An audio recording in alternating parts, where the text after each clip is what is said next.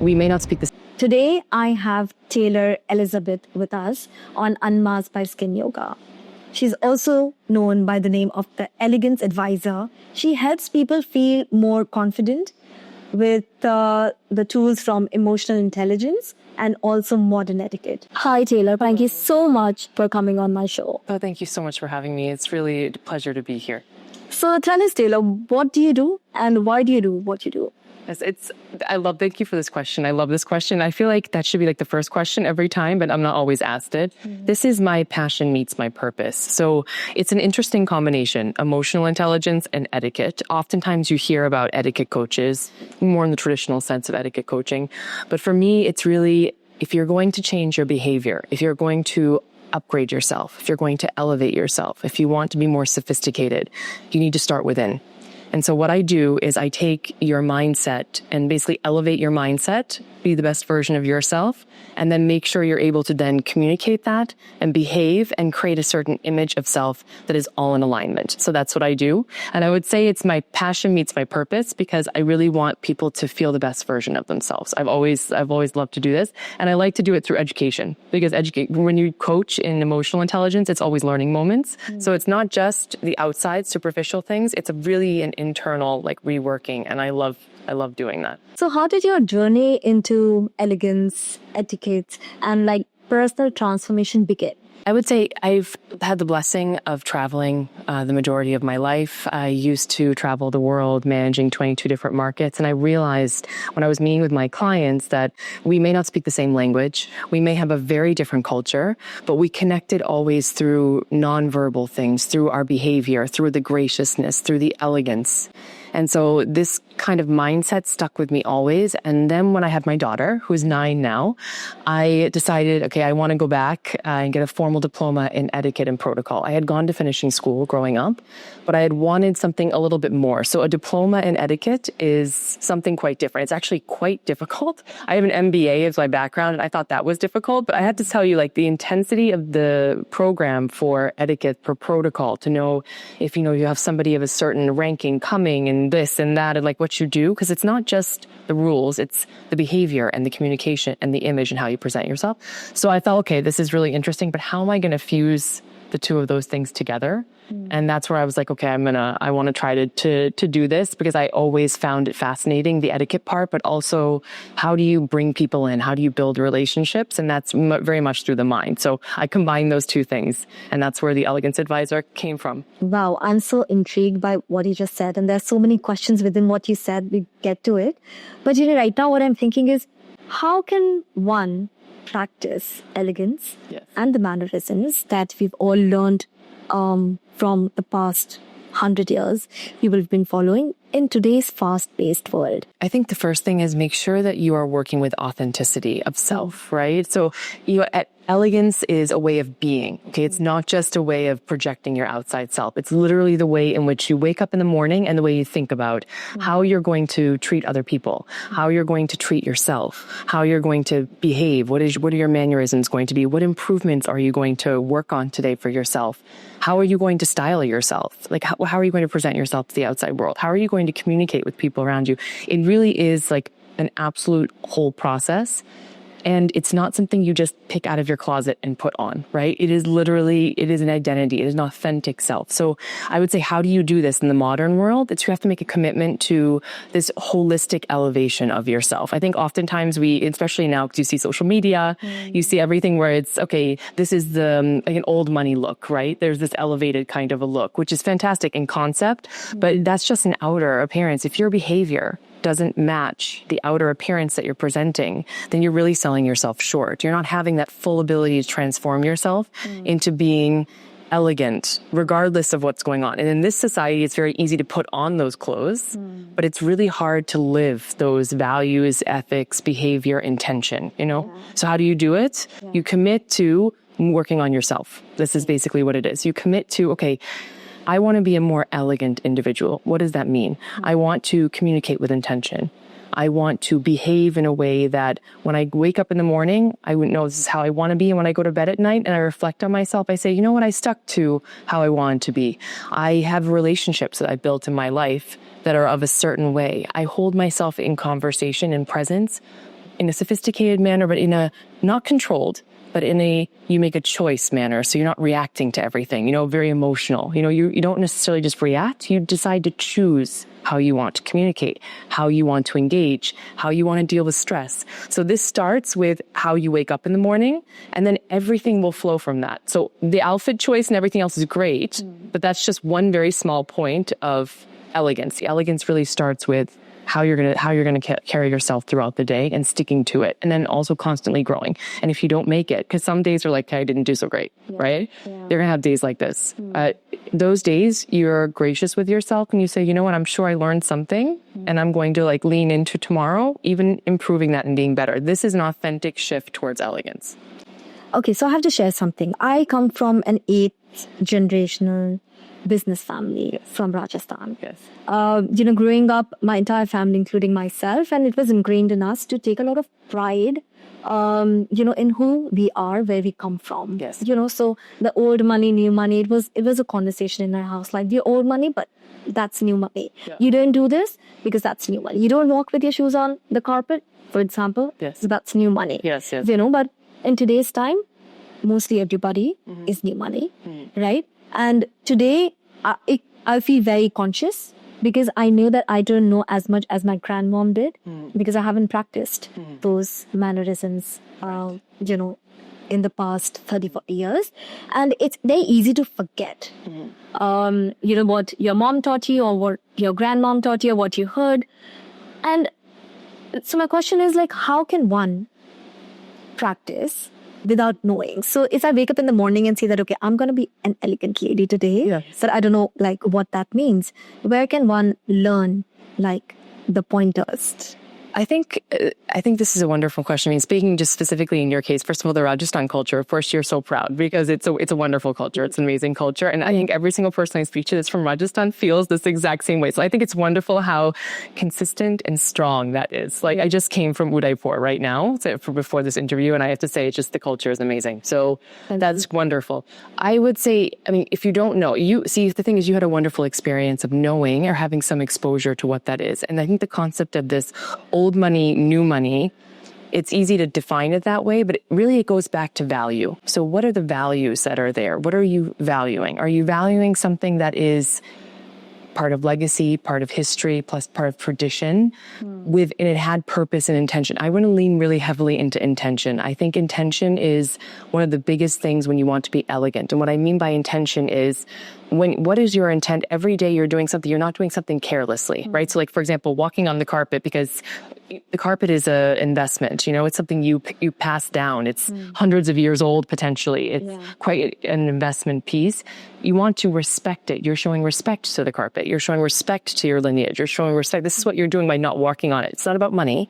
It's about respect. It's a value that's under that, right? So it's leaning into what's my intention with all my actions? What are the values that are underneath of all of my actions? So for somebody that has some experience, even if you feel like you're losing it, lean into what the values were. Not necessarily framing it in, this is what we used to do, but more, why did we used to do it? Right, the why is it? What was going on there? What was really driving that? Because that's actually very easy to figure out because it'll be so obvious to you. For those people that don't have that experience, that don't have that kind of thing, it's again, work on what's the objective that you want to have in living a certain way. Is it a conscious living? So this is, again, the intentional part. This case, you won't have any experience of where it comes from, for example, legacy or tradition or necessarily family tradition, speaking of, but that doesn't mean that you can't understand it or you don't know where to find it. You just have to think about consciously, how do I want to be presenting myself? What kind of traditions do I want to have? What kind of behavior do I want to have?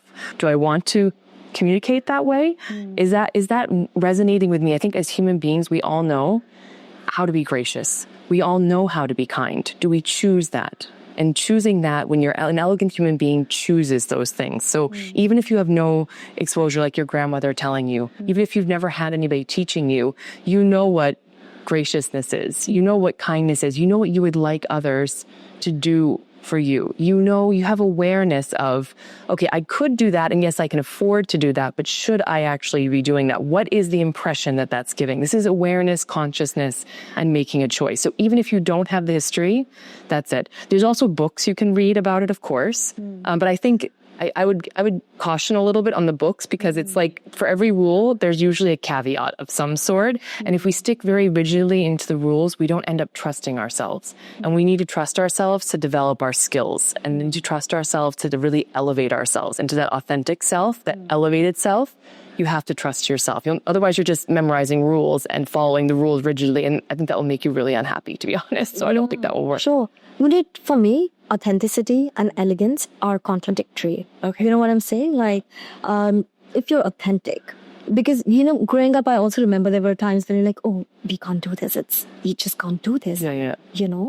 That kind of thing. And that would require you to not be authentic sometimes. For example, I still remember, my family also are from Calcutta, and the pani puri. Yes. Yes. You know what? Yeah. So there used to be like the pani puri.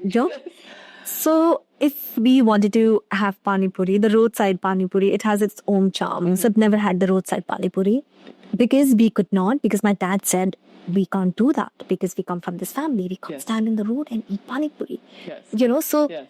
Like, because it's elegant, pani puri is anything but elegant. It's a little messy. It's delicious, but it's a little messy. Yeah, so you eat that in the house when nobody's watching. But then you're not authentic. I told as a child, I lost that opportunity to just stand at bed and eat the pani puri. Yeah. So how can you say that, authenticity and elegance can we go together? So I think it's a really great question. I think it's more holistic in the sense of your authentic self is, your values, your principles, for example, I want to engage other people. I want people to feel comfortable around me. I am comfortable in my skin, which I can definitely feel that you are. So I'm comfortable in my skin. I like myself. I know myself and I like myself. That does not mean I'm perfect. It just means I know myself and I like myself at the same time. And I know that everything will flow from that. So my behavior will flow from that. My communication will flow from that. The way I think about things will flow from that, because I know. So in this, it's a general kind of being. And from that, you will create that, not persona, but your whole being. So are you an engaging human being? Are you an elegant human being? Elegant is when you make everyone else feel comfortable around you because you are so comfortable of self, It was a lot of the things that don't make people elegant, the brashness necessarily, self-centeredness maybe, a little bit being arrogant, for example, being maybe a little bit too I wouldn't say flashy, but I would say a little bit, we would say a little bit over the top, as we would say, I think it's OTT is what they're using online now. Those kind of things where they're lacking something called time and place, right? So the concept here, for example, pani puri is a really great example of time and place. So the time and place to eat that, according to your family, was at home, not necessarily on the streets. Yeah. So I think in that case, your values were always very authentic. I don't think you felt like you were putting on a mask and this wasn't actually what you resonated with yourself. You resonated with your identity, your family, things like this. There may have been some time and place situations that didn't feel as authentic to you as you wanted to, but that's where you chose time and place. So I think that it's a balance between the two. I think it's like sometimes the leaves of the tree are blowing in one direction, but the roots are very, very strong. And most is dictated by the roots, right? The tree survives because of the roots. It's fed by the leaves and things like that, but it needs the roots. So that's what I would say. Your roots are the values and the core of it. Sometimes you have time and place, and time and place is where the decorum necessarily comes in. I do think that evolves, though. I have to say, I do think it evolves. Pani puri, now, if you want to go eat it on the side of the road, I think that evolves also because society evolves as well. I think maybe you're going to get less judgment for those kind of things nowadays than you would have culturally previously. So I think that evolves as well. But again, time and place is a really key rule to follow when it comes to how you want to behave. Authentically for self, but time and place. I mean, you're not going to behave everywhere the exact same way. Within boundaries, but the exact same way. Got it. Okay. So my next question is, what are the few things, daily things, mannerism things that people do wrong to do? okay, let's see. I think my number one, and probably because I've just experienced it many times, is the volume of one's voice in public areas. And I don't mean sporting events. I don't mean like, again, time and place. I mean just talking so loudly. Also now understanding that the phone is a very private, engaging matter. And when you're speaking on the phone, please don't have it on speakerphone so that everyone can, especially in like an elevator, for example, or in a hall. And it's very distracting and it's not polite. Same thing with children watching, or you're watching YouTube shows on television in a public place. I would say that would be one. I think personal space also, and now granted, this is very cultural. So every culture has a different concept of what is appropriate personal space, but just being aware of yourself around others so that if you're not hitting people and, touching people, because, okay, it's okay if you're not giving them, like, for example, in America or in Switzerland, we give each other a little bit more space. I understand in different cultures it's different, but I mean, touching people, for example. Consideration I think there's a lack a little bit of consideration, which is, I understand the world is very fast paced. It is very self-centered in a way because of survival, competitiveness, etc. Do we ever take a moment and pause and think about other people around us? I think that that's a big one. And that can spill into many different things. I mean, the way people are driving, the way they're talking to each other, the way that they are, moving around each other, the way that they're considering cutting lines, for example, or not forming a line, for example. So, I mean, I would say it's volume of voice, consideration of others. Those are two big ones I think people are very often not doing nowadays. I completely agree. So you've just come from the airport. Yes, I did. Yeah, I just keep. So the question for you is, what are the top two things that you dread once you get off the plane and you land in India? Actually, I would not say. I have to be very honest. I'll be very honest. Yeah, I'm always really happy to come back to Mumbai. Like every time I get here, it's like something. I'm really excited to come here. I don't think I dread anything. I would specifically when I come to India. I would say in general, when the flight lands, it's people pushing to get off the plane. This is going to make me sound like very rigid in my etiquette way, but it's something that logically and rationally also blows my mind because we all have to get off the plane, and it's in the same order we went like in, and you cannot get out a different way. I don't understand why this is like escapes people sometimes. It's really that there's that one. I would say there's that part, and then generally speaking, I think, just again, not awareness. Like, for example, people just stopping when you're walking, like and they just stop, and you're just like, okay, I can't. I work pretty fast. I can't stop myself that fast, and then I'm afraid I'm gonna like knock someone over. And I'm a relatively big person, so I'm like, I'm gonna hurt someone. So I'm just like, it's something. I would say it's those two things, like immediately in the airport. Otherwise, I mean, the traffic is something, but then again, the traffic is like that in Dubai now. So, I mean, you really can't like avoid it. I mean, it is what it is. I like the energy of it, to be honest. I don't think there's anything particularly that I really love being here. Yeah, that's very kind of you. That's very kind of you. Tell us, how can one make a good first impression? Okay. You have 7 seconds to make an impression. And your first impression absolutely matters. Can you undo a bad first impression? Absolutely, but it takes so much more work because the way our brains are wired. If you want to make a really good first impression, make sure that before you even meet the person, that you are as prepared as possible. And prepared is not just, again, yes, it is the aesthetic because we do judge visually. Both our body language and how someone looks. We are wired that way. It's the way our brain is wired for survival. We're going to trust that much more than anything we hear or anything else. So you could be saying the most amazing things to that person. You could sound wonderful, but they're going to go with whatever they visually see. So first, know that. So if you make sure you know that whatever you do wear is going to make an impression, and how you hold yourself is going to make an impression. So prepare yourself. Don't be rushed before you meet somebody for the first time. Make sure you're composed. That's the mindset. If you're meeting somebody for a business reason, make sure you have as much of your research done as possible. Even if it's for a social, I'm not saying please do a full report on a social situation, but be prepared for going for it. I also very firmly believe in affirmations. I very firmly believe in like preparing yourself before you go to an event. Get yourself excited for it because your mind dictates everything, right? So do that. pick the outfit accordingly. And then when you do meet the person, make eye contact with them. There are going to be some cultures in the world that won't be appropriate, but here you can make eye contact with people, and same in Dubai. So make eye contact. If they shake their hand, if they're just namaste, fine. But if they're going to shake the hand, make sure you have a firm handshake, but not a crushing one. Make sure it's not crushing someone's hand. Use their name as much as you can. People love hearing their name, even the ones that think that they don't like their name. Psychologically speaking, we love hearing our name. Right. And then make sure that like you are using body language that's engaging. So nodding of the head, making eye contact, facial expressions. Please be careful of your facial expressions and lean inward. Don't lean back and please be off your phone. Please don't have your phone. If you can just have the phone not invisible, because I think unfortunately we're so programmed now that even if we don't, we'll see the phone. Yeah. You know, it's really, so I would say get the phone away. Don't be distracted. Be really present. Yeah. That's the best way to make a really good first impression.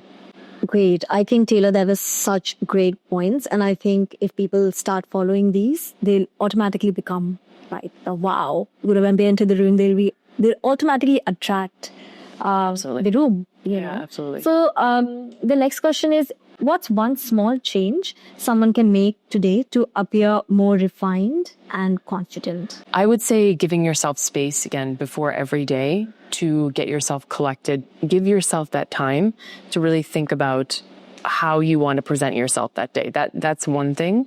But I would say before you go into any situation, take a pause. Get yourself collected. I mean, there's many different things you can do on the outside. Like you can dress differently, but we don't have time in this podcast to go through every single different way that you can dress things. But I would say you can dress something that obviously looks good on you, fitted, that fits you, that fits what you're trying to achieve, that fits your style, but also make sure that you are emotionally and mentally prepared for whatever it is you're about to do. Give yourself like a little bit of space. I think literally about 4 or 5 seconds before you go into a meeting, take a deep breath, shoulders back, present yourself this way. Already you will be more confident. Smile actually, because smiling helps not only engage other people, but it also helps your own self-confidence and it elevates your own mood. So give yourself that pause, even before you meet people socially, that first impression, even before you go into work. You want to be more confident? Give yourself take a deep breath, put your shoulders back, make eye contact, and just go into it. I would say those things. Wow, very helpful. So when you say that, okay, you should give yourself some time when you wake up. Yes. You know, how do you start your morning? Yes. So if I can, ideally I start my morning pretty early in the morning, about 5, sometimes a little bit before then. I meditate. So I meditate every single day. Not a very long time, but at least 15, 20 minutes of meditation. I do non-resistance meditation, which is just sitting and allowing thoughts to come and allowing thoughts to go. It's a little bit of mind training kind of a thing. Plus it also shows me really what's on my mind and see if I can just allow it to go. I do yoga in the morning. Stretching, mainly yoga in the morning. I go for a walk because this is like my healing time. And then I get myself ready and I get my daughter up for school and we do breakfast together. I usually take her in the morning. And then from there, I have my client meetings moving on from then. I try to finish before she's finished with school and I'm putting that in quotations, try. But, and then after that, I'm back home. Yeah, you don't want her to be commenting on the reel and saying, Mom, that's a lie. Exactly. That's true. That is not true. That is not true. Oh, I know. I have a daughter. She's 5. Okay. And I always think that I wish, I can teach her how to behave. And she's a very well-behaved kid and I'm really proud of her. Can you give some tips for mothers? How can they train their girls or their boys, into learning about etiquette? Yeah. Or even, giving them a hint that there is something called etiquette and mass. Sure. So I think first we have to model them. I teach a lot of young adults, and I usually don't teach before the age of 6, for example, table manners or things of that nature, etiquette, deportment, and things like that. Because before that, as you know, you have a 5-year-old. I remember my daughter when she was that age, she was wonderfully behaved as well, but still 5, so it's not easy. I would say after the age of 6, then you can actually start going through the theory of etiquette, where it's like, this is how you sit, the napkin goes here, this is the positioning of the hands, this kind of thing, this is how you hold yourself, because then they'll retain it. Before they're watching you. You are your child's always biggest example in everything, and they are always observing everything that you're doing. So if you model it. So this may be a little bit of a time for us as mothers to kind of do a refresh on some of the things and be aware of that. I know that's even more pressure for mothers, but the behavior. But not just the behavior in your best moments, they're also watching your behavior in maybe moments that are not the best. So for etiquette is not about, so it's about rules and it's about behavior and decorum, but it actually has 3 different pillars of etiquette. So it's about consideration, honesty, and respect. These are the 3 pillars of etiquette. So you should demonstrate that to your child. If something, maybe you're not having the best moment, right? If you show your child in that moment of pure humanity that you're having, you show honesty, respect, and consideration for self and for the situation, you're modeling good etiquette. You're modeling good behavior. So it's not just in the table manners, it's also through the way that you're behaving. So I would say that. And you can also start when they're young, small things like the napkin on the lap when you sit down. Just try one thing. Or when you are saying like the voice, I think it's always, with my daughter, I always talk to her, like I've always talked to her like an adult. I know people are like, oh, it's not possible, but absolutely possible. Not that she can understand like an adult, but just using words like this is, and I always explain to her, this is why we're doing this. So it's like, this is what I'm asking you to do. And there's a reason why we're doing it. And look, mommy's also doing it. And then if mommy doesn't do it, I'll say, oh, silly, look, I didn't do it. Refix it, because it also shows I'm not perfect and we're human, right? Because we don't want our children to have some kind of goal that's not realistic, because that's very unhealthy for them. So I would say it's a combination of those things. Great. No, I have to add that we were in Europe last week, and my daughter, my husband, and me, and we were in the hotel, and then there was this, we were having breakfast in the hotel in the morning, and there was this child on the other table who was talking very loudly, and my daughter goes like, Mom, he is so loud. Yes. So like he's disturbing everybody. Yes. And I said, yeah, really? You think so, right? Yes.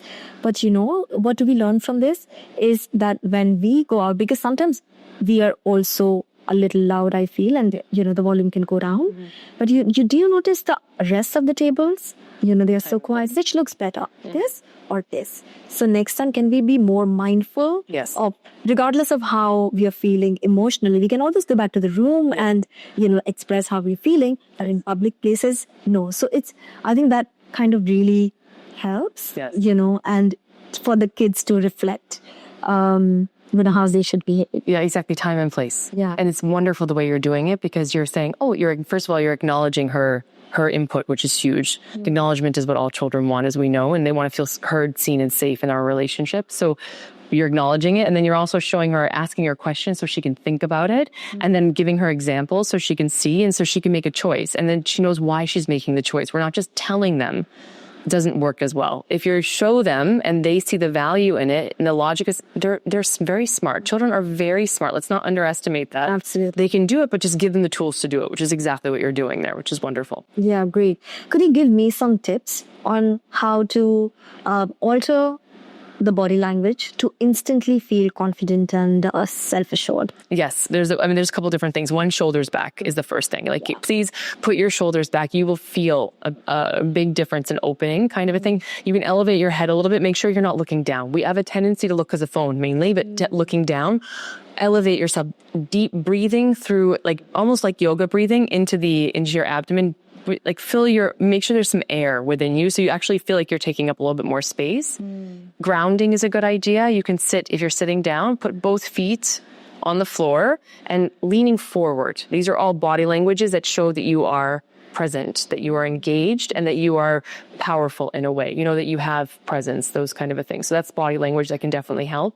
There are other things. There's actually a Superman pose, which I will not demonstrate right now for everyone watching, but you can put your hands on your hips. Actually, it's like, I would not do this in front of other people. This is just right before you go and meet people. You put it on your hips like this, and you actually take some deep breaths. This, again, it creates serotonin level like upper in your brain, so you feel a little bit more engaged. Also, I think the biggest thing you can do body language, which is not something you're doing in front of other people, unless you feel totally comfortable doing this, is every morning when you wake up in the morning, look at yourself in the mirror and say something positive about yourself, the situation or something you're looking forward to. Something like, you can do it. This is going to be amazing. I'm so looking forward to this. Today is going to be a great day. It's one very small step of reprogramming your brain, but for confidence levels, it's a huge booster. And if you continue this pattern for a significant amount of time, it's you can start to rewire the way your brain is working, which is fantastic as well. Wow, this is so powerful. I try and do the affirmations as well as, positive talking. And I have to tell you, this works like mad. It does, yes. Like it wasn't happening yesterday. How's it happening now? All of a sudden. And I just started it 2-3 days back. And yeah, this is also part of manifestation and visualization. There's so many tools, and these are still tools that you can do it. Yes. And I think, thanks for sharing. I think it's really amazing. Yes. Now tell us, you work with a lot of Indian clients. You've been coming to India for a very long time. Yes. What are the few things specifically for the Indian people, with the Indian background? What are the few things that they can change in order to, I wouldn't say fit in, but not make other people uncomfortable? So I think first I would like to say full out is that every country is going to have some kind of adjustment. And I absolutely love the Indian culture. I would say if they want to level themselves up, right, on an international kind of level scale, because again, time and place, I would say, again, tone. The tone of one's voice really matters. So when you're having conversations with people, just be very wary of the tone of your voice. So nonverbal communication is between 75 and 90% of how you communicate. That is body language and tone. So tone is, and that's the example I always give, when your mother says your name when she's mad at you, and when she says your name when she's happy with you, that's the difference in tone, right? So be very aware when you're speaking with people what your tone sounds like. Tone oftentimes in India can sound very aggressive to certain people, like on an international level. So if you're seeing like people that are not Indian, they may take the tone that you're using as aggressive or as not yelling necessarily, but it's a little too elevated. It's not calm. It's not centered. It's going to be telling them things even if your words are not telling them. So that would be the first thing. I would say body language. So just be, again, aware of your body language. What is your body language saying? Is it engaging? Is it closed off? Like, are you closed off like this with your hands closed off? Again, what is your facial expression? Facial expressions is a really big thing because Indian people are very expressive, right? Which is great. There's a lot of passion in the culture. It's wonderful, but be aware. I'm not saying that you should go totally masked, okay? Because this is not authentic. But are you aware of what your facial expressions are saying? Do you know what your tell is? This is why I work with all of my clients this way. It's super uncomfortable, but you need to record yourself speaking, preferably when you don't know you're being recorded, so you can see what facial expressions you have in rest and in reaction to things. Because once you see it, your brain will remember and it will never forget it. And so the next time when you're doing it, something will happen within your brain where you're like, oh, wait, I'm doing it. And then after a couple of times, you'll be able to fix it. The other thing too, I would say is, but in a way, I would say maybe the space thing again. So I would say making sure that you're allowing for enough space. Don't come across as maybe being pushy, for example. I think getting too close to people or not allowing, for example, I was in Dubai recently with my daughter. We were waiting in line for something. There was an older Indian woman behind me, quite old, and she was very, very close to me. She kept on touching me, and I had no reaction because I knew exactly what was happening. Like culturally, I knew exactly what was happening. Also, I mean, as an etiquette coach, I should also not have a reaction because this is part of it. But I thought to myself, I had a very out-of-body awareness, like, oh, this is interesting. Like from what I'm coaching, I'm now experiencing it, and I know exactly what's happening. So just be aware of space. Space is a very big thing. It's different in different countries. Very interesting. And how can someone bring elegance into their daily routine starting from morning? So basically, I think it's everywhere, but start your every single day with intention. What is your intention of the day? And I don't mean what you want to achieve, what your objective is. Like, who do you want to be that day? Like, how do you want to feel about yourself? How do you want your relationships to be? How do you want to communicate in those relationships? I mean, in your own home, but also outside when you get to work. How do you want to be seen at work, right? And then when you're out at a restaurant, how do you want to be perceived by the staff around you. And I don't mean your like fake image. I'm talking about your authentic self. How do you want to be perceived? Because if you're conscious of it, your brain will make, if you're thinking about something, your brain, that's what your brain is going to do, right? So if you want to be, I want to be kinder. I want to be more elegant. I want to be more intentional in what I'm doing. I want to be more sophisticated in how I'm behaving. I want to be seen as how I'm trying to project myself, which is respectful and kind and competent or whatever it is. I want to make sure that every action, every communication, every behavior is going to come from that. So start that, think about it. Literally, it sounds like, okay, I'm going to do like 5 hours. No, you're not doing 5 hours of meditation on this subject. Just take 5 minutes and just think about it. Think, and also know, where are you today also before, because we don't wake up every day in the same way. You know, some days you don't feel well, you didn't sleep well, your child was up all night. You are stressed about something. Give space also for how you're feeling, because that will impact everything. And then you can make a choice, because you always have a choice. Sometimes I think we just get into patterns of behavior throughout the day. The day starts bad, it rolls into something else. We lose the elegance because we're not encouraging ourselves to commit to it again by giving ourselves some space, allowing, this is how I'm feeling, and this is how I choose to feel today. This is how I choose to behave today. How interesting. I think that will also work like such a good anchor for the rest of the day, for them to come back to, you know. Yes. That's amazing.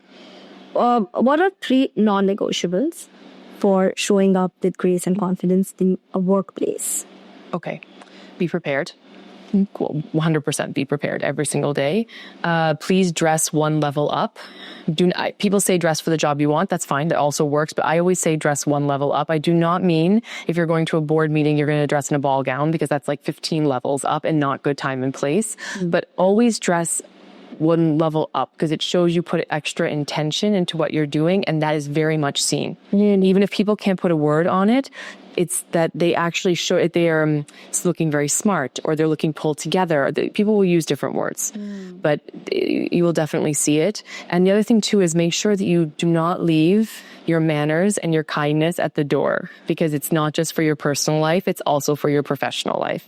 We often, especially as women, we feel that if we are polite, that we're somehow weaker and that we're not strong. Being polite is actually especially in the face of somebody being very rude to you, is a huge, huge sign of strength. But that does not mean you allow that person to disrespect you. That does not mean that you allow that person to mistreat you. It's just in the face of it, when somebody's doing that, you set a boundary kindly and politely, but with manners, with, you know, the thought of, this is how I behave. This is how you're behaving. I'm making a choice and I'm going to stick to that. So don't leave that at home. Bring it to the office as well. Very, very interesting. I mean, that's so deep and that's so important to understand, especially for women. Yes. Because you handle things at home and maybe handling things at work, and at times you can just get, carried away. Yeah. And I have to definitely work on the first part. Because if I'm not doing this, if I'm not cutting, I'm so lazy to dress up. I just close my eyes and pick up whatever I get from the wardrobe. Even after understanding that it's so important to look nice. Even then I have to take an elevator down in the building. You know what I'm saying? Yeah. And that's what my parents kept telling me growing up. But it's so important. You know, it's really interesting. Thank you for that. That's really a really insightful thing to share, because you're not alone in that at all. I think, for example, in the pandemic, when we were in lockdown in Dubai, we were in lockdown for like 2 months, 3 months, something like this. I got up and got dressed every day. I did my makeup every day, maybe not quite the extent I'm wearing it right now, but like my every day. And because it made me feel good. This is one of the things that makes me feel good. Even if I was not going anywhere, I couldn't leave the house, but it made me feel like I was ready for the day. It's like I'm recommitting to something in myself. Now, for those people that feel that is, okay, I want to do that, right? Would I just go grabbing for it? Sometimes it's the system that we've created for ourselves that's not working. So I would say pick out your outfit the night before. Okay. Get excited about it, because here's how we can get excited about that, because sometimes you forget how many things you have in your closet because you don't ever see them, because we always go for the same thing. I mean, I'm also speaking of myself here. Even if I do it the night before, I'll often pick, as I'm very tall, so I've had a lot of my clothes that are custom made for me because I'm so tall.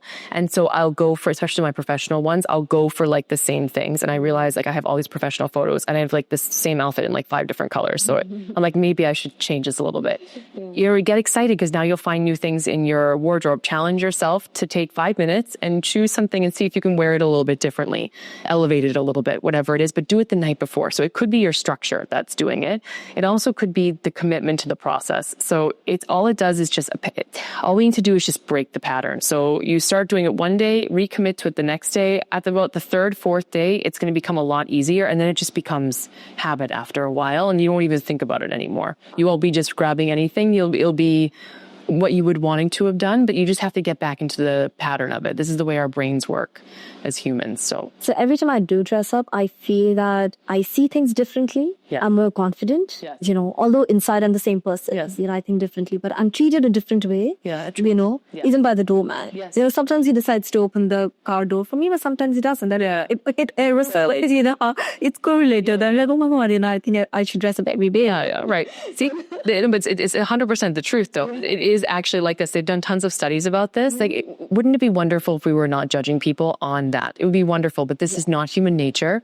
So be smarter. This is how you be smarter about it. It definitely helps you feel better, for sure. It could be because your insides and your outsides are matching. It could be because I think it's because you make the investment in yourself. And when you make a choice investment in self, it helps your psyche. It helps your being. It boosts that confidence. So that's one of the things. But other people see it as well. And they're going to keep on judging us by what we're wearing on the outside. And so if you know that, then use it to the best of your advantage and do dress up when you want to make that impression, because it's the way that it is. It would be great if we didn't judge ourselves that way, but unfortunately, it's not the truth. It's not the truth, yeah. So, okay, so like me, there are other girls, you know, my friends and a lot of women in India who might want to look a certain way. Yes. But they are too lazy, or they're like, you know, I mean, I don't care. Yes. You know, I am who I am and I don't care, but I'm sure they want to elevate their day, you know, by dressing up.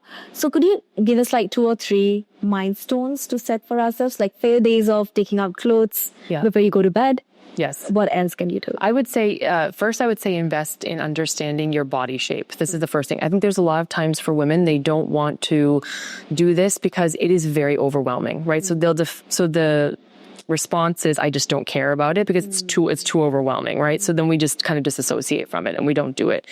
That's mainly because we don't know our body shape. And so we go try on clothes and nothing ever really fits. And then you're defeating yourself. It's really, really difficult.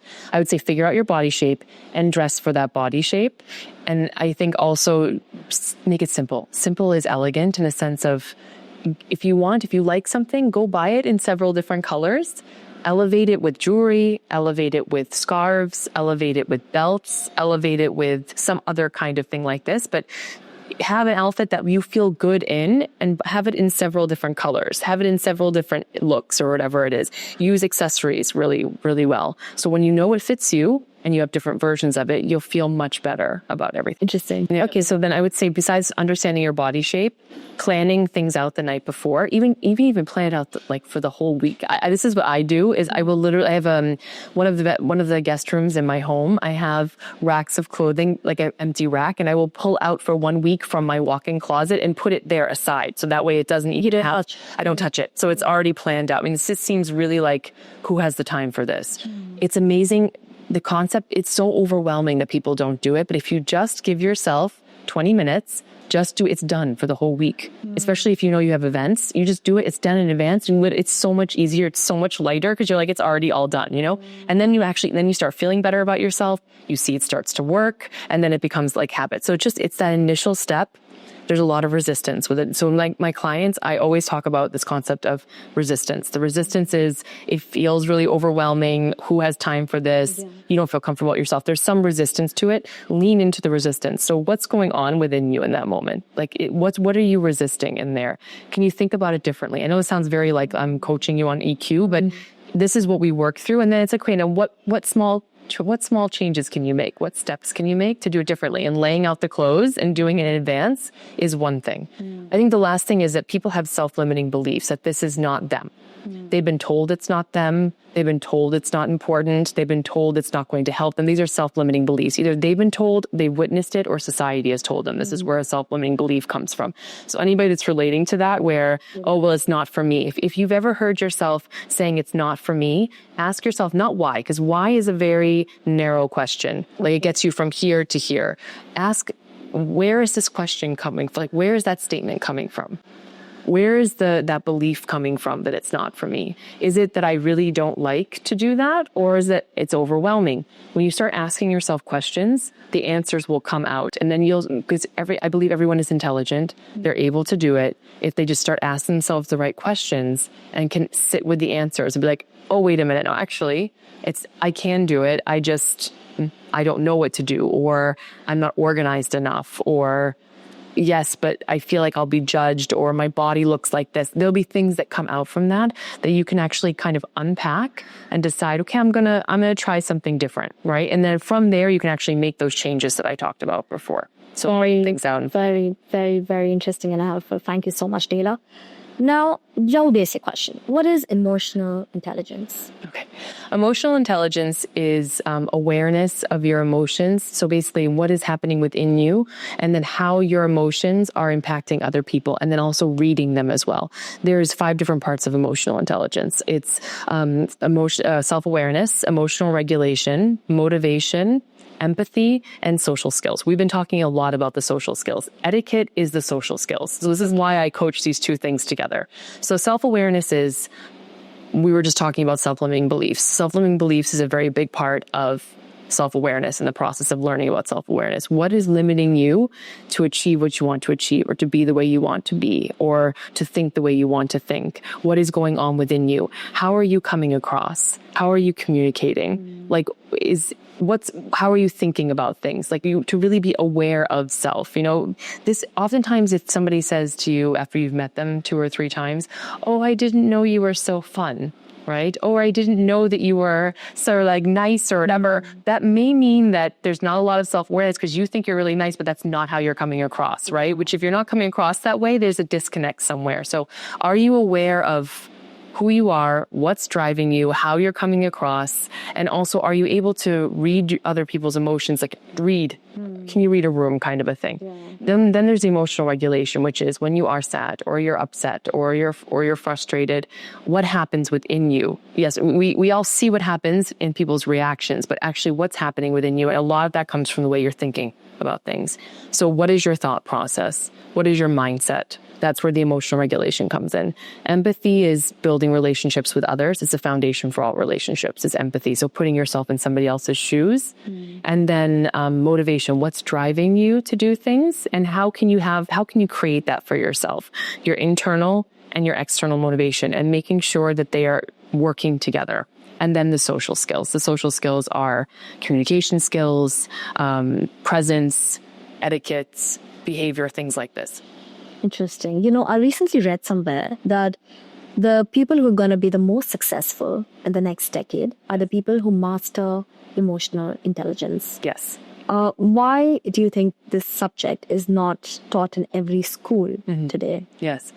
It's a great question. It should be taught in every school. I'm a little bit biased, but I do teach it in schools, but I would say why it's not is because we think that we know it already. You know what I mean? We think that we know. I think as a society, and especially actually I would say Indian culture, in your Vedas, in the Gita, it is EQ heavy. I mean, it is very EQ. I've read the Gita. I've read parts of the Vedas, not all of them, but I read the Gita translated, obviously. Oh, wow.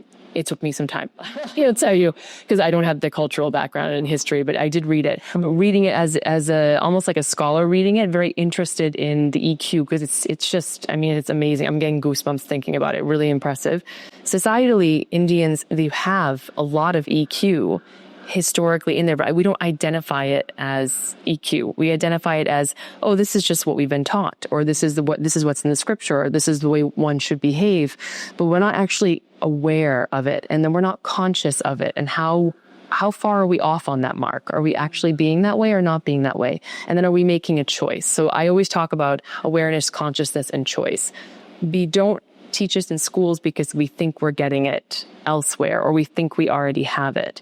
We're identifying it. LinkedIn has identified it as the top skills. Harvard Business School, Stanford studies, Carnegie Mellon studies have all given that emotional intelligence is an essential for success, and especially in the face of artificial intelligence right now, because it is the human component. It is the relationships, the skills, the building of all that. You need those things. So I think now it's becoming more important. Now we're focusing in it, like as in a theory and subject, but before we thought, oh, it's already there already. And I think that's why it's not being taught. However, I will say, the education policy in India, the NEP of 2020, they've actually changed part of it to say that they need to have social and emotional learning in schools. So technically it is in there, but I think the pathway to actually have it more structured is in development. Great. So is there people in India who want to learn this subject in depth? Yes. Where can they go? What are the resources? If you could? Oh, there's a lot of different resources. I mean, there's endless online and social media. I would say be wary about that a little bit. I would lean in, and I'm a little bit of a traditionalist this way. I would lean in a little bit more on reading books. So Goleman is the founder of emotional intelligence in the 90s, and he has a book, Emotional Intelligence. So I would read that book, start there. That's where I would start. There are so many other different books. I can, on my website, on my Instagram, I talk about them all the time, all the different books to read. Yeah. I would say that. I would say, reading about it is the best. Listening to this podcast, I have my own podcast called Success Decoded, where we talk about people that are very successful in life in all different fields, talking about the emotional part of it, the human part of it, that part of it. That's an opportunity to listen and try to get an idea. You can have a coach. There are emotional intelligence coaches. I'm an emotional intelligence coach. You can see a coach if you really feel like you want one-on-one kind of coaching or workshops or things like that. I mean, there's a lot of resources out there, but reading is the first place to start, I would say. That's great. And then just the awareness and curiosity to learn. Always. Yeah. Curiosity is a wonderful thing. Yeah. And you also talk a lot about mindset, being the foundation of success. Yes. Can you explain that? What we think is what we are and what we will become. So I'm very heavily invested in the concept of the thought model. So the thought model is all of our emotions and our feelings connected with those emotions. They come from our thoughts. They feel like they just come, right? So something happens, maybe it's something that's really frustrating, and immediately you have a feeling of frustration, right? So you think that is what comes first, and then you have a thought. But actually you had a first thought.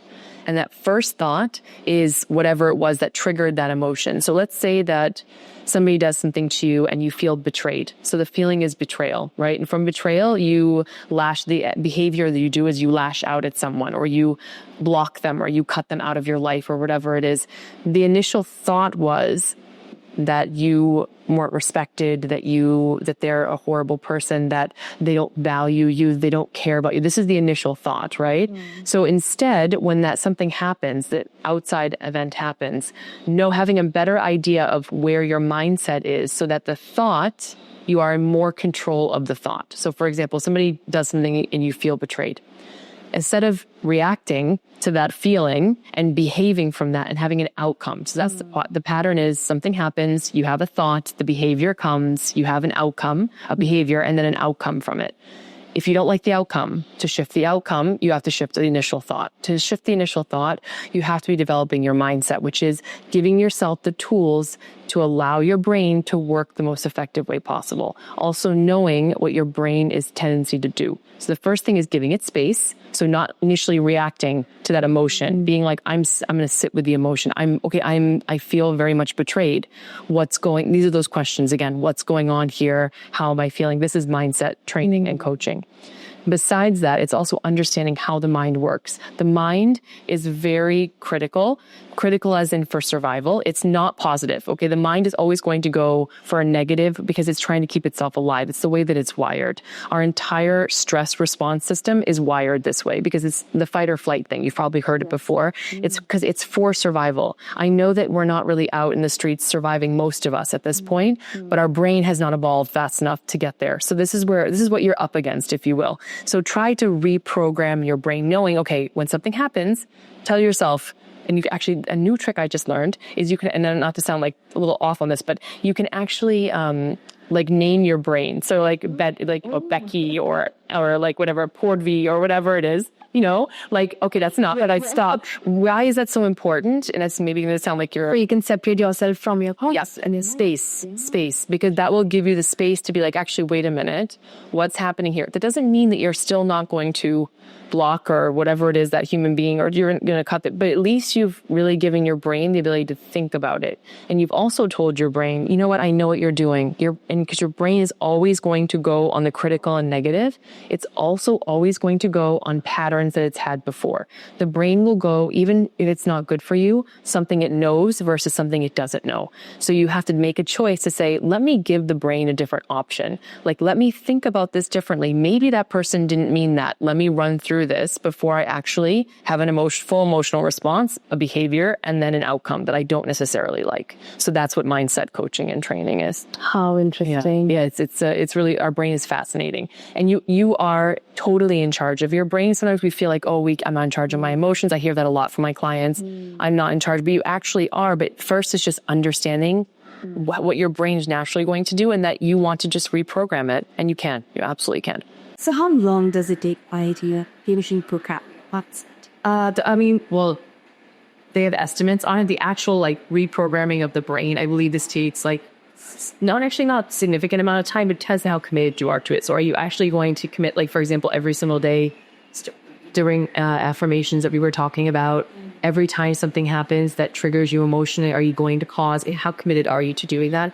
I would say once you have the tools, and if you want to make a lifestyle shift, it happens pretty quickly. I would say usually I work with my clients for minimum 3 months, once a week, working on different things. After that, it varies. I have some clients that have been with me for 2.5 years. We worked on many different things over that period of time. It's kind of evolved.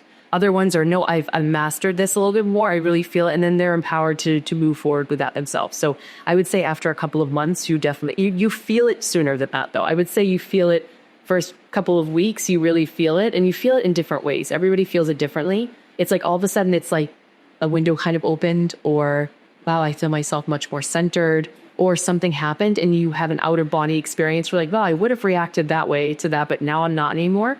You'll feel that a lot sooner. To really feel anchored into something, you need to be doing it for at least, technically you need to be doing it for over a month, but then the real practice and the making sure that you've really trained yourself, I give it 3 months. Yeah. Wow. Yeah. Wow.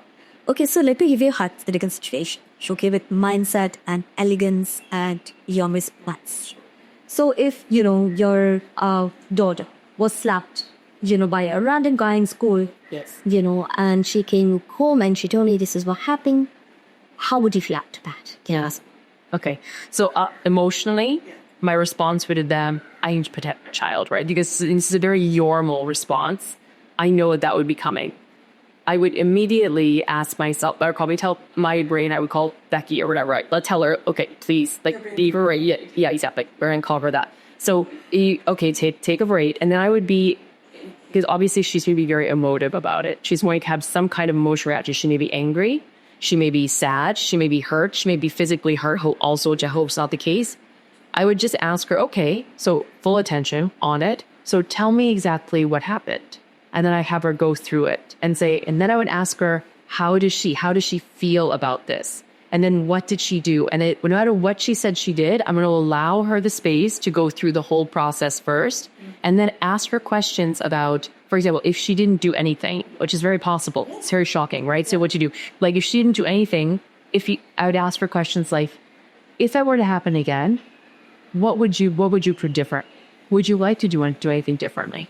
Is there a boundary there that you would like to, she might now, so I use these words, is there something that you feel like you should have done? Should you have said, no, stop, don't do that? Should you have maybe would you like to have engaged a teacher? How do you think the outcome would have been different? Do you think you would feel differently now, or would it be the same? And then I would always ask her, what is it that would be most resourceful to you from me?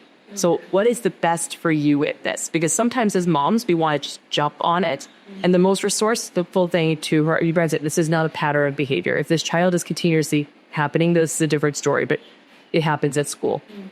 If it would be, I want you to talk to my teacher, then we would do that. I would probably also send a side message to the teacher and say, this happened at school, just as an FYI, just keep an eye out. If it happens again, then we have a road issue. But I would ask her, what would you be most resourceful for? She said, like, it's okay. You talked about it.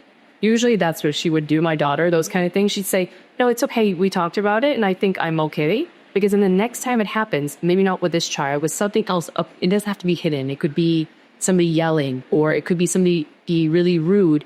She will have different tools to say, I'm going to reflect this. I'm going to set that boundary. I'm going to respect myself. I'm not happy with this. Or she's going to say, I'm going to walk away from it. Whatever she decides out of that conversation, I've empowered her to be able to make that choice herself. And I've given space of my emotional reaction, which is really, really difficult to do. But that's conscious parenting, is allowing the child, their intelligent self, to not feed them all the answers and to take everything over from that. Now, my daughter's not 5, right? So it's different. My daughter's 9. And at 9, about age 7 onward, you can really have these kind of conversations. But even that. Different, for example, for a 9-10-year-old, if, a back has behaved inappropriately, and sexually, things like that. And the child doesn't know because she's just 9 or 10. Yes. As a mother, yes, it's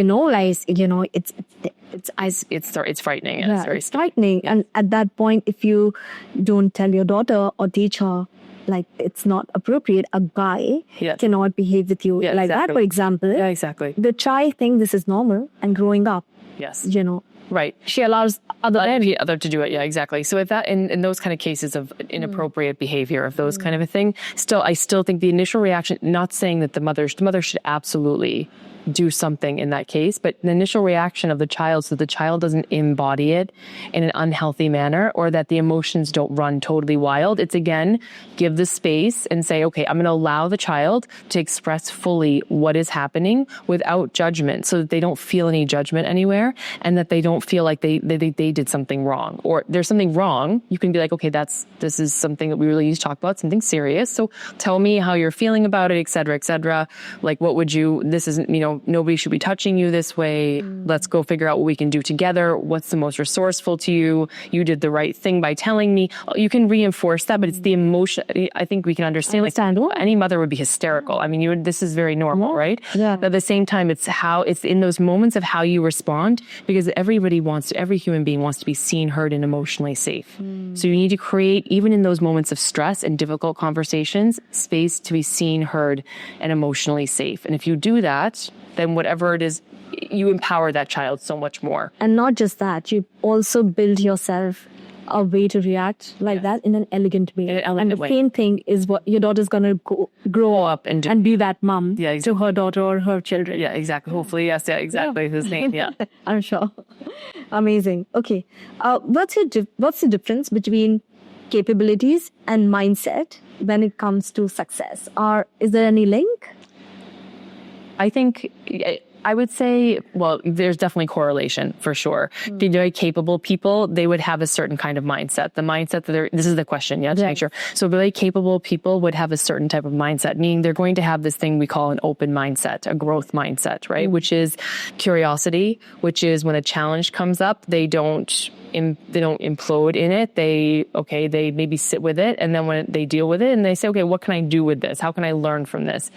That's how they developed those capabilities. We all have the same skill set in our brain. We were born with it.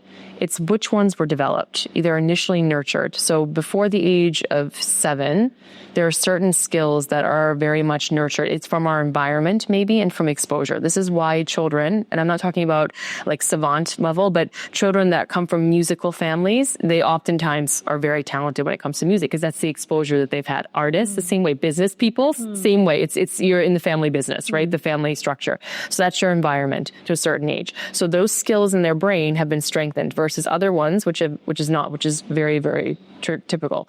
So when you have capabilities that have been focused on and developed and whatever, that's great. But the way you really accelerate all of that and you really grow in all of that is to have the mindset to make sure that it continues to do it. It's like the initial skills are accelerated by having the right mindset to make sure that you are not closed. So if any of those areas that you're capable in, that you have skills in, that you all of a sudden fail in, instead of saying I'm a failure and closing off. That's a closed mindset. You say, okay, this was not my best moment. I'm going to decide to grow on this. And that's how you develop that skill. So there's a high correlation between the two. Yeah. Interesting. Bad mindset or a closed mindset, you're not going to be able to develop and have those capable skills. You may have the natural tendency, but you won't develop them as fully. So those people that are really capable, they have an open mindset of some kind of a degree. So there's definitely a high correlation between the two.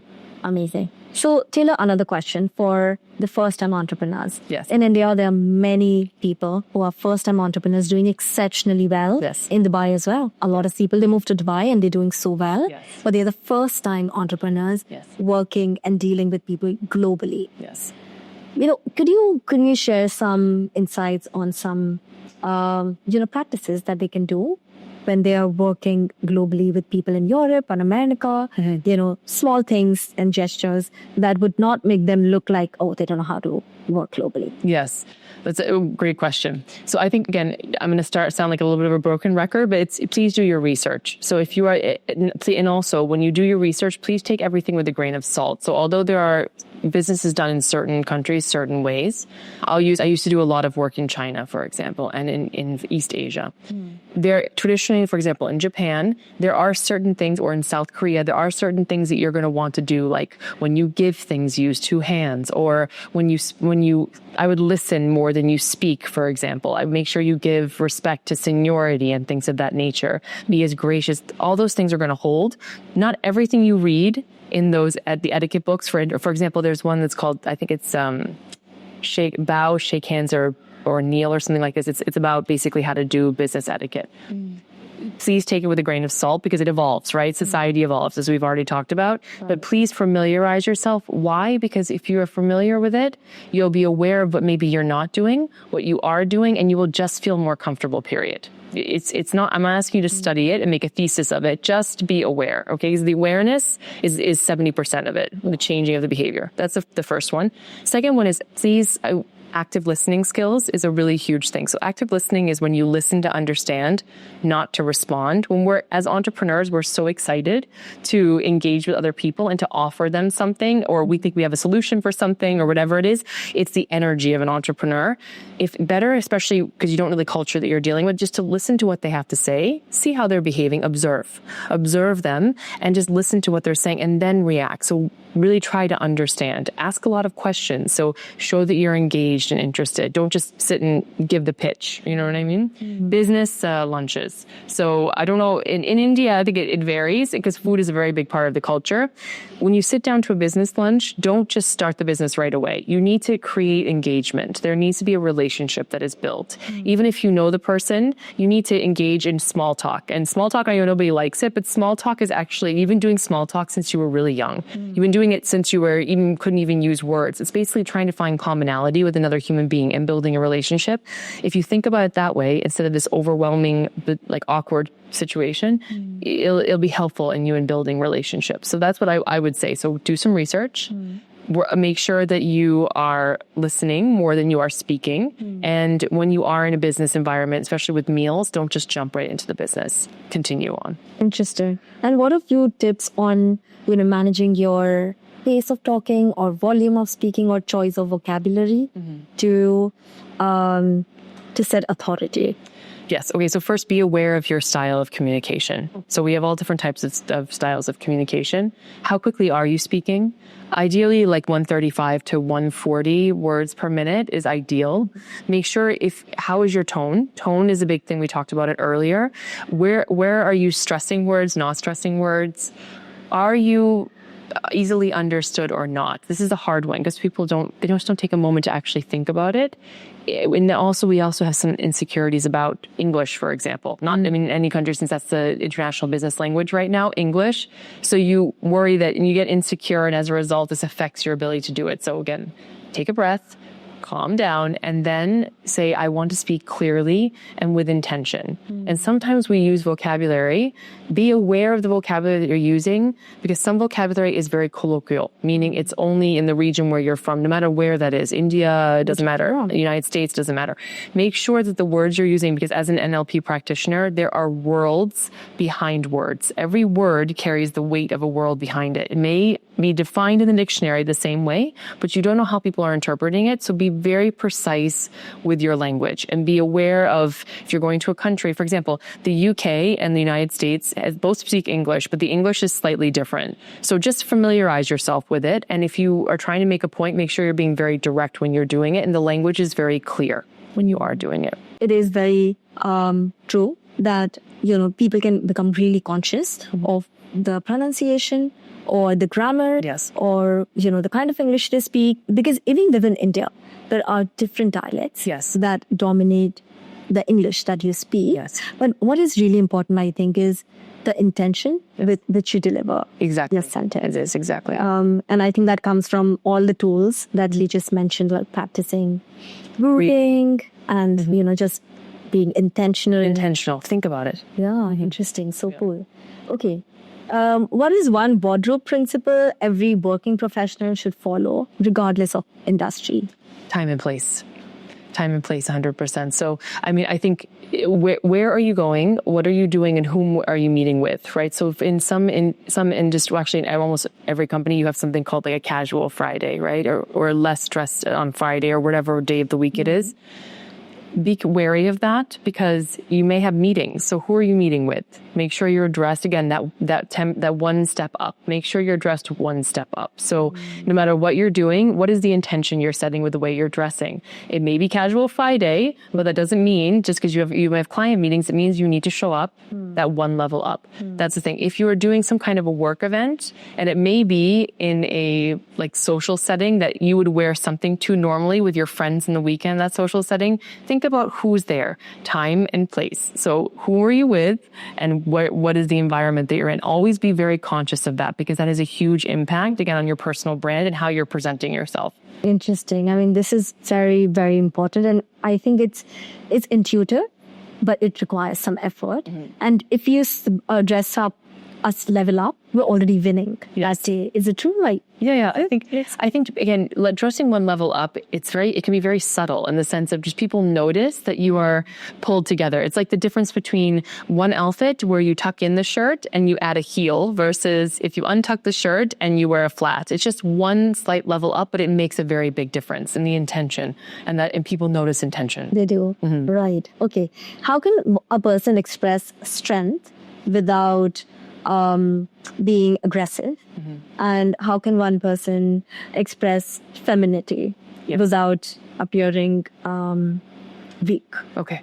So there's a very big difference between being assertive and being aggressive. And I think this is the way to kind of break this down. If people are struggling with they coming across as aggressive, but they're trying to just be strong, it's, again, the intent of aggressive is to control and it's to not be inclusive of other people. Yeah, that's the intent. So is that the objective that you're trying to have? Most of the time it is not. The objective and intention of assertiveness is inclusivity and it's to communicate clearly to a positive outcome, right? So that's the end result. Now, how would you, working backwards from that, then communicate what you want to say? Well, you're going to be clear in what you're communicating. You're going to be engaging in what you're communicating. And you're going to be what we see in all those really great leaders throughout history. And I mean good ethical leaders throughout history that are engaging other people, but they still have presence and they still have authority and they still are assertive, but they are not aggressive. It feels very different, right? So there's that part. Femininity, this one is, I struggle with a little bit because I always feel that feminine is strong, right? So I think I grew up in an environment where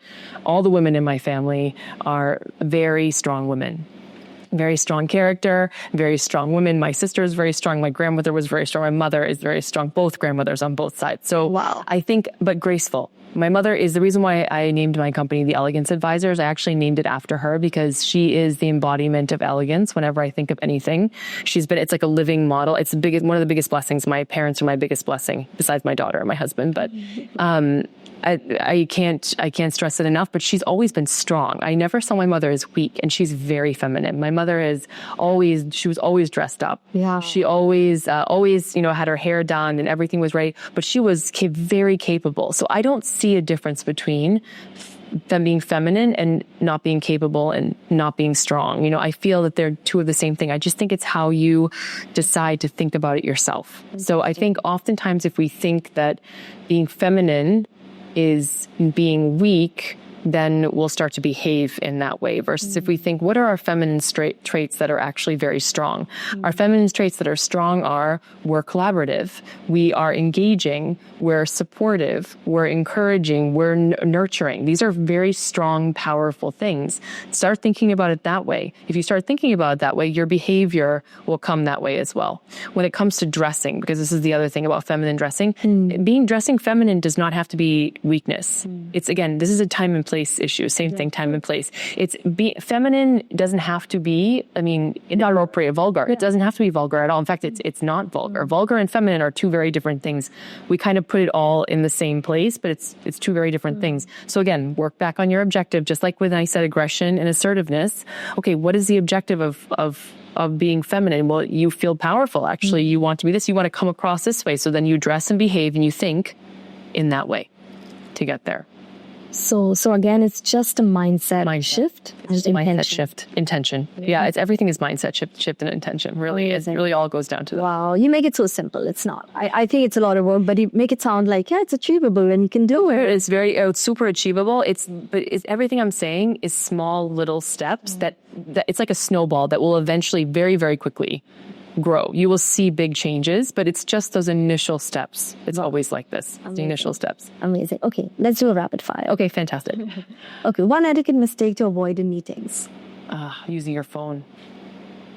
One way to politely exit a conversation. Acknowledge the other person. So thank you so much for saying that. I really appreciate it. I loved hearing that. If you'll just excuse me for a moment, I need to, and whatever it is. Wow. Always acknowledge people. Wow. What not to wear to a formal dinner?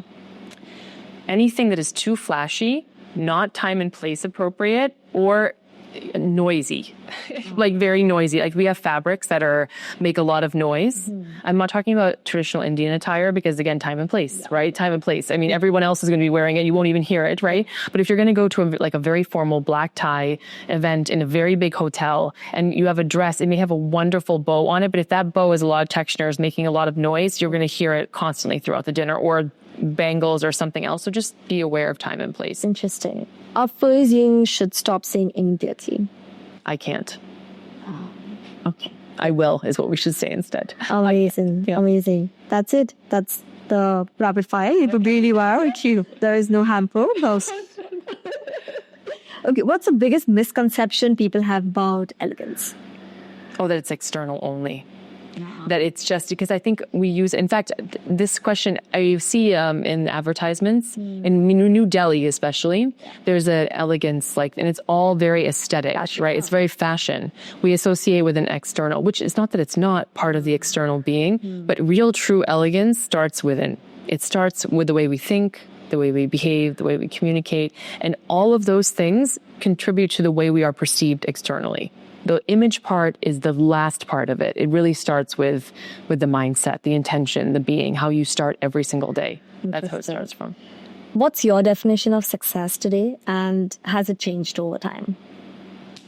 I think if you can go to bed still liking yourself, still happy with yourself, and you have found joy in that day, then you are successful. For me right now, joy is success.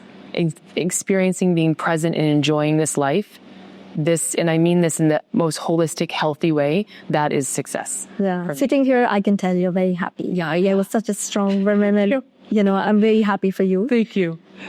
Finally, what's one shift in mindset or manners you would recommend to every listener to start practicing today? Manners and etiquette are for everyone. So anybody that's listening and thinks this is not for you, this is for you. Take the idea that manners and etiquette are something that are elitist or something that is putting on airs, and think about it as in, how can I use this as a tool to help myself? And then what's one thing I can do today to shift any of those things in any area of etiquette? So etiquette is the way you communicate, is the table manners, it is the deportment, how you hold yourself. So we talked about a lot of things today. Yeah. Just choose one of those things and then commit to that one day. Just tomorrow, stand up straighter, for example. Tomorrow, take that breath, hold it, make it smile, make eye contact, for example. Listen tomorrow more than you actually speak. Try those things. Just one thing for 1 week, 1 time a day. You'll start doing it several times a day. And then next week, try something else. This is how you started. And then please, please, please be curious about it. Don't think of it as something that's off-putting. Be curious about it as a skill, because it is a life skill. It's one of those very important life skills that will only help you because it builds relationships. Amazing. Thank you, Taylor. Thank you so much for sharing so much and so openly with us. Thank you. I can tell that you're very, very passionate about this and you really want to help people. Yes. And I love it. I wish people listening to this, if they had any sort of curiosity to improve themselves or achieve success or happiness or joy, because from what I hear and understand here, if you're mindful, intentional, and you can work on yourself with elegance, you will also be happier. So if you think there is a void somewhere in your life in the current state, you know whom to go to. And I think you live in Dubai, but you work globally. Yes, I do. I live in Dubai. I do my online coaching. A lot of my clients are online, but I am in India quite often. So I do in person as well. Amazing. Yeah. Thank you. Thank you so much. Thank you. Thank you very much. I really appreciate it. Thank you so much. Thank you. Thank you.